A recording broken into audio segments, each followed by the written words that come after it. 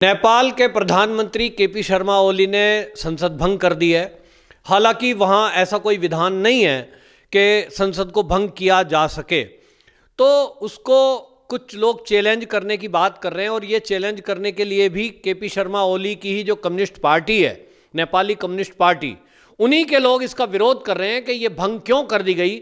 लेकिन ऐसा कहा जा रहा है कि केपी शर्मा ओली ने अपनी इज्जत बचाने के लिए ये भंग की है, क्योंकि पिछले दिनों जब हमने देखा कि चीन के कहने में आकर, या यूं कहें चीन की राजदूत की निकटता के कारण केपी शर्मा ओली काफ़ी बदनाम हुए थे, और लोगों ने उनका मजाक बनाते हुए ये कहा था कि केपी शर्मा ओली इस उम्र में और वहाँ की राजदूत की निकटता जो है उसके कारण चीन जो चाह रहा है वही बोल रहे हैं, चीन जो कह रहा है वही वो कर रहे हैं। और इसलिए उन्होंने क्या किया, तो एक सबसे बड़ा काम उन्होंने कर दिया चीन के कहने पर कि भारत के नक्शे में जो 3 ऐसे क्षेत्र हैं जो कि भारत के हैं, वो कालापानी, लिम्पियाधुरा और लिपुलेख, ये भारत के क्षेत्र थे, लेकिन इनको अपने नक्शे में जता दिया। और इतना ही नहीं, वो नक्शा जारी कर दिया, उसको स्कूलों में लागू कर दिया। भारत ने जब उसकी आपत्ति जताई कि भाई ये तो क्षेत्र हमारे हैं, आज़ाद देश की आज़ादी को इतना दिन हो गया, तब से हम लगातार इस पर बात कभी हुई नहीं है, कभी आपने विवाद उठाया नहीं है, ये अचानक से विवाद क्यों उठाया? तो पता चला कि इसके पीछे चीन है, और चीन ये चाह रहा था कि भारत और नेपाल के रिश्ते खराब हो जाएं, जिसका फायदा वो उठा ले। तो भारत के लोगों ने उनको समझाया। हमने भी ये वीडियो की थी, मैंने खुद ये वीडियो में बोला था कि देखिए, नेपाल का और भारत का रिश्ता आदिकाल का है, मतलब सदियों से है, और रोटी बेटी का रिश्ता है। 60% नेपाली लोग ऐसे हैं जो अभी भारत में रोजगार कर रहे हैं, पैसा कमा रहे हैं और अपने देश ले जा रहे हैं। और तो और भारत की सरकार ने देश की आज़ादी के बाद से नेपाल के रिश्तों को देखते हुए और मधुरता बनाने के लिए, आप देखिए, आज तक कोई वीजा पॉलिसी नहीं है, कोई पासपोर्ट की जरूरत नहीं है। क्यों? क्योंकि भारत चाह रहा है कि हम दोनों देश अलग होते हुए भी एक ही रहें। और इस एकता को खत्म करने के लिए चीन चाल चलता रहा। इस बार उसने अपनी कम्युनिस्ट पार्टी, चीन communist party, Nepal communist party के कुछ नेताओं को खरीदा और अपनी राजदूत को उन्होंने नेपाल में सक्रिय किया और कहा कि आपको करना क्या है कि ऐसा कुछ करो, चाहे नेपाल के प्रधानमंत्री को ऐसा कुछ करने को बोलो जिससे इन दोनों देशों में खटास हो जाए। तो उन्होंने कर दिया, नक्शा जारी कर दिया, उसको लेकर आपत्ति जताई, तो नेपाल में प्रदर्शन शुरू हो गए। लोग गाली दे रहे थे हमें कि तुम कौन हो, तुम क्या हो। अरे भाई, हम तो कह रहे थे कि एक छोटा भाई है, एक बड़ा भाई है, तो बड़ा भाई छोटे का ख्याल रखता है, छोटा भाई बड़े का ख्याल रखता है, एक परिवार है। कितने ही लोग नेपाल में मेरे जानने वाले हैं जिनसे मेरी मित्रता है, रिश्तेदारी तक है, संबंध हैं। मेरी माँ का गोत्र वहाँ नेपाल में है। मैं नेपाल में अगर जाता हूँ तो लोग कहते हैं ये हमारा भांजा आ गया, इतनी निकटता है और आपस में रिश्ते हैं, ये हमारी सांस्कृतिक विरासत है। लेकिन चीन को ये पसंद नहीं था, क्योंकि चीन चाल चल रहा था नेपाल को हड़प करने के लिए। जब हमने समझाया कि चीन से दूर रहो, भारत ही तुम्हारे फायदे में है, लद्दाख का उन्हें बताया उदाहरण कि किस तरह से उन्होंने, देखिए, कब्जा लिया, मदद मांगी थी और आज कब्जा कर लिया। तो भाई, ये तिब्बत को भी कब्जा लिया, ये इसको भी कब्जा लेंगे। तब नेपाल के लोगों को समझ में नहीं आ रहा था। लेकिन जब चीन ने अपना असली रूप दिखाया और नेपाल के कई क्षेत्रों के गांवों को कब्जा कर लिया, अपना बोर्ड लगा दिया, सीमा में घुस गया, तब नेपालियों को समझ आया कि ये जो भारत के लोग बोल रहे थे, ये जो पवन त्यागी बोल रहा था, ये सही बोल रहा था, ये अपना असली बंधु है, हमारा कोई स्वार्थ थोड़ी है। भाई, तुम अलग देश हो, हम अलग देश हैं, लेकिन हमें जो हरकत हम देख रहे हैं चीन की, हमें जो जानकारी है, हमने आपको दी कि चीन का चरित्र ऐसा है, आप इससे सतर्क रहिए। लेकिन उस टाइम उल्टा लोग हमें गाली दे रहे थे। लेकिन आज नेपाल के लोगों की आंख खुल गई और इसलिए अब नेपाल जागा है। और जब जागा तो उसने तय कर दिया है कि अब इन कम्युनिस्टों को गाना है।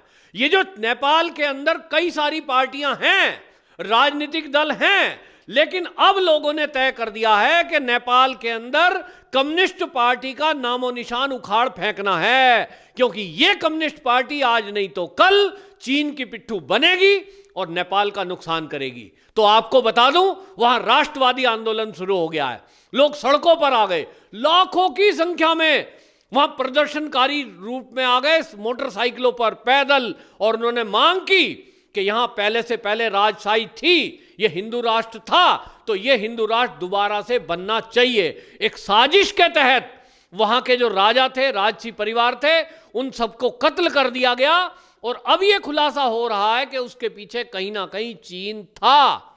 तब आज लोगों ने मांग करी है दोबारा से कि हमें वही राजसी शासन दोबारा चाहिए, नहीं चाहिए हमें कम्युनिस्ट शासन। और इसलिए आपको बता दूं कि वहां शिवसेना नेपाल और राष्ट्रीय प्रजातंत्र पार्टी, जनता पार्टी, नेपाल समाजवादी पार्टी और विश्व हिंदू महासंघ नेपाल, ये कुछ पार्टियां हैं, एक साथ मिलकर इन्होंने नेपाल की सरकार को उखाड़ फेंकने के लिए एकजुट होकर एक झंडे के नीचे केवल जय जय नेपाल राष्ट्र का नारा लगाया और तय कर दिया कि हमको वापस से राजशाही लानी है और हमको यहां नेपाली का ये कम्युनिस्ट पार्टी नहीं चाहिए। अब इस सब आंदोलन से घबरा गए केपी शर्मा ओली, और इन्होंने घबराहट में क्या कर दिया, तुरंत अपनी संसद को भंग कर दिया। यह भी ध्यान नहीं रखा कि यहां के कानून में नहीं है, लेकिन अब भंग कर दिया है तो ठीक है, नया चुनाव होगा। और वो चुनाव हालांकि अभी कब है, अभी वो मई जून में जाकर है, और ये चुनाव वहां 30 अप्रैल से लेकर 10 मई के बीच होना तय है समय के अनुसार। लेकिन अब इस चुनाव में क्या होगा ये आज ही पता है।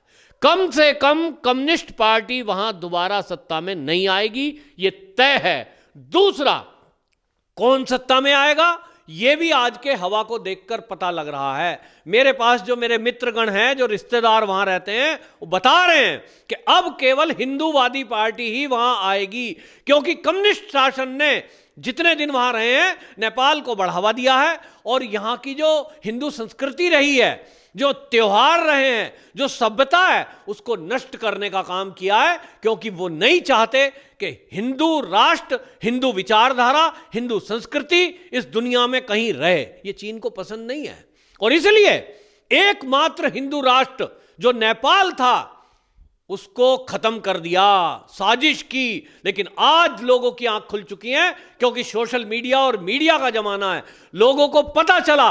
और इसी को आप बात का अंदाजा लगाइए कि नेपाल के प्रधानमंत्री ने चीन के कहने पर ही भारत से चलने वाले न्यूज चैनल और संस्कार चैनल और मनोरंजन के चैनल जो लगभग 108 थे, उनको बैन कर दिया था। और वहां क्या चलता था, खाली चीनी रेडियो, चीनी चैनल चलते थे, चीनी का ही समाचार चैनल चलता था। और चीन क्या कर रहा था, भारत और नेपाल के अंदर लड़ाने वाली भावना से दुष्प्रचार करने में लगा हुआ था भारत के विरुद्ध। तो नेपाल के लोग भड़क रहे थे, क्योंकि उनको भारत के प्रधानमंत्री, भारत के गृह मंत्री, रक्षा मंत्री, इनके बारे में कुछ पता ही नहीं चल रहा था। चीन प्रसारित कर रहा है कि मोदी जी ने तो आज कह दिया है कि हम नेपाल को खत्म कर देंगे, तो उन्हें लगा हाँ ये तो सही बोल रहा है, जबकि वो चीन झूठ फैला रहा था। आज केपी शर्मा ओली को समझ में आ गया, तो उसने 32 चैनलों से अपना बैन हटा दिया है। अब वहां प्रसारित शुरू हुआ है, धीरे धीरे 108 चैनल जो बैन है भारत के, सबके सब चलने शुरू हो जाएंगे। और अब दोबारा से फिर वही माहौल बनेगा जो आज के 50 साल पहले, 100 साल पहले था, कि वहां जय नेपाल, जय हिंदू राष्ट्र के नारे दोबारा से गूंजेंगे। और ये बात अब वहां चल पड़ी है, ये आंदोलन वहां चल पड़ा है, क्योंकि चीन की हर चाल अब बेनकाब हो चुकी है। तो नेपाल भाइयों से मैं कहना चाहता हूं, मेरे भाइयों, आप भी इस बात को अब समझ चुके हो, तभी तो आप सड़कों पे आए। तो हम भी आपके साथ हैं, हम आपके साथ हैं, हमेशा साथ हैं, क्योंकि भारत हमेशा से साथ रहा है, और भारत आज भी आपके साथ कंधे से कंधा खड़ा होकर हर आपदा में आपके साथ है। देखिए, जब भूकंप आया था, मैं खुद गया था वहां, कई ट्रक सामान लेकर के एक आश्रम के जरिए सेवा करी, समय दिया, क्योंकि हम मानते हैं कि ये हमारा एक परिवार है, हमारा एक परिवार का अंग है। आपस में एक दूसरे के परिवारों में रिश्ते होते हैं। भारत के अंदर कितने ही परिवार रहते हैं कि वो नौकरियां भी कर रहे हैं और यहां तक कि सेना में भी नौकरी कर रहे हैं। तो चीन की हिमाकत देखिए कि उसने हमारी जो गोरखा रेजिमेंट है उसके लोगों को भी भड़काने की कोशिश की कि अरे तुम चीन के नेपाल के लोग नेपालियों पे ही गोली चलाओगे। अरे भाई, तुझको किसने कहा चीन, तुझको किसने कह दिया कि गोली चलाने की नौबत आएगी?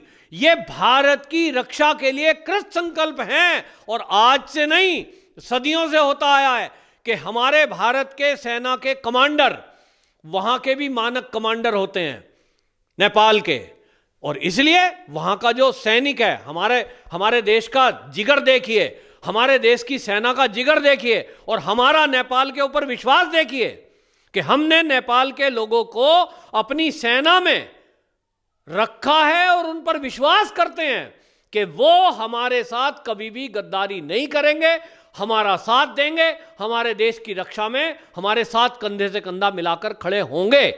ये एक भरोसा है और ये भरोसा एक भाई दूसरे भाई पर करता है, पड़ोसी पर नहीं करता। हमने चीन के आदमी को तो सेना में भर्ती नहीं किया, हमने पाकिस्तान के आदमियों को तो भर्ती नहीं किया, हमने बांग्लादेश के लोगों को तो भर्ती नहीं किया, पड़ोसी तो वो भी हैं, लेकिन हमने नेपाल के लोगों को भारत की सेना में भर्ती किया क्योंकि हमारा यह विश्वास है कि नेपाल का बच्चा बच्चा और भारत का बच्चा बच्चा कभी भी आपस में नहीं लड़ेगा और एक दूसरे के दुख सुख में काम आएगा और नेपाल के लोग कभी भी विश्वासघात भारत के साथ नहीं करेंगे। ये जो विश्वास है ये एक दिन में नहीं बना है, ये बरसों में जाके बनता है और ये जो विश्वास बना है ये नेपाल का, इसके लिए हम धन्यवाद करते हैं, नेपाल वासियों का धन्यवाद है। लेकिन एक बात है कि आप नेपाल वासी अब समझ चुके हैं कि चीन की चाल को समझिए। चीन नहीं चाहता कि इस दुनिया में कोई देश रहे, हर तरफ उसका झंडा फहर जाए। वो कहां कहां नहीं विस्तारवादी नीति के कारण अपने सोर्स लगा रहा है, पहले वहां पैसे इन्वेस्ट करता है, फिर वहां सड़कें बनाता है, फिर वहां इंफ्रास्ट्रक्चर खड़ा करता है और उसके बाद धीरे से कब्जा कर लेता है। हमने देखा कि उसने दुनिया के कई देशों को हड़प कर लिया है, तो नेपाल को भी हड़पने की साजिश चीन करना चाह रहा था। कम्युनिस्ट पार्टी हमेशा अपनी विचारधारा के कारण चीन से चिपकी रही है, वहीं को बढ़ावा देती है। लेकिन अब जबकि खुलासा हो चुका है कि चीन के इशारे पर ही नेपाल का प्रधानमंत्री ये उल्टी सीधी हरकतें कर रहे थे, तो अब ये इस्तीफा दें, ये संसद भंग करें या ये कुछ भी रोना रोएं, अब इनकी पोल खुल चुकी है। तो नेपाल वासी अब तय कर चुके हैं कि अब अगली सरकार जो आएगी, अप्रैल में जो चुनाव होंगे, वो केवल और केवल हिंदूवादी विचारधारा होगी। नंबर 2, वो ऐसी सरकार चुनी जाएगी जो चीन की एक भी चाल को कामयाब नहीं होने देगी। नंबर 3, वो ऐसी सरकार होगी कि जो चीन ने जमीन कब्जाई है नेपाल की, एक एक इंच वो जमीन वापस ली जाएगी और भारत उसमें साथ देगा आपका। वो ऐसी सरकार होगी कि जो भारत के साथ मिलकर विकास के नए आयाम लिखेगी। जैसा कि भारत की सेना, भारत की सरकार ने 2014 में आई है तो बिजली घर लग रहा है नेपाल के अंदर, और उससे नेपाल भी रोशन होगा तो भारत भी रोशन होगा। इसी तरह के विकास की बयार ये नई सरकार के तहत चालू होगी। तो नेपाल वासी तैयार रहिए नई सरकार चुनने के लिए। और केपी शर्मा ओली जी, या तो सरकार बदल दो, आ जाओ हिंदूवादी संगठन में। ये कम्युनिस्ट पार्टी को तो कोई एक वोट भी मिलने वाली नहीं है। तो जय नेपाल, जय नेपाल राष्ट्र।